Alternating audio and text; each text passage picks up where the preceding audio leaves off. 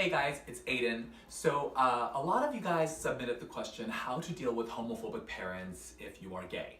And I have some good news for you, okay? My good news is that most of the people I know, including myself, who's had parents who weren't necessarily supportive of being gay, eventually have come around, okay? Like my mom, for example, like when I told her I was gay, she literally hit the floor on her knees, started pounding her chest and saying, "Oh my God, my son, what have I done to my son?" I mean, she's Korean, Baptist, hardcore Christian, and it was really hard for her. But you know, she eventually did come around, and eventually she even found a church that was more accepting of gay people so that she could have me in her life.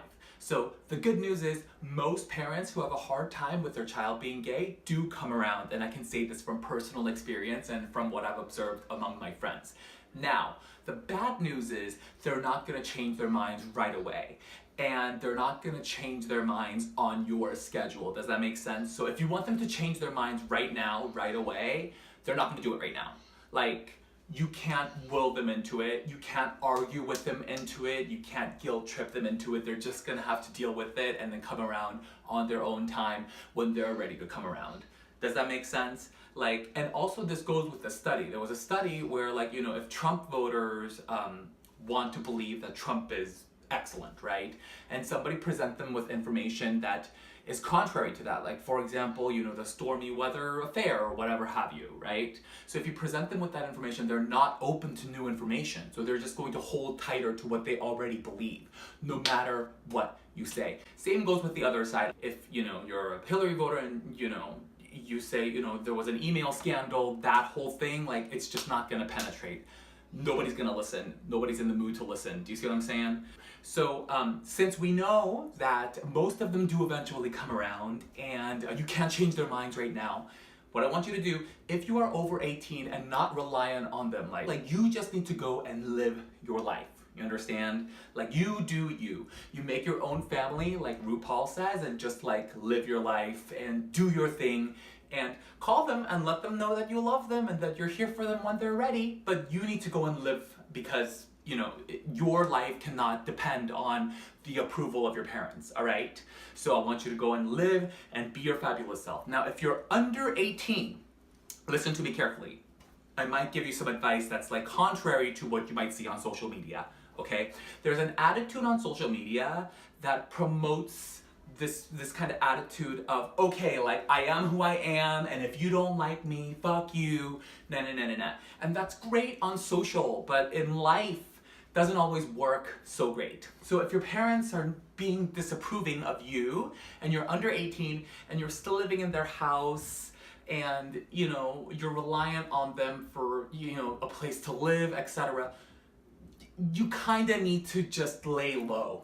You can't fight them, because the last thing you need is for them to get angry with you or escalate the situation to a point where they're going to ground you and take away your support system. Do you understand what I'm saying?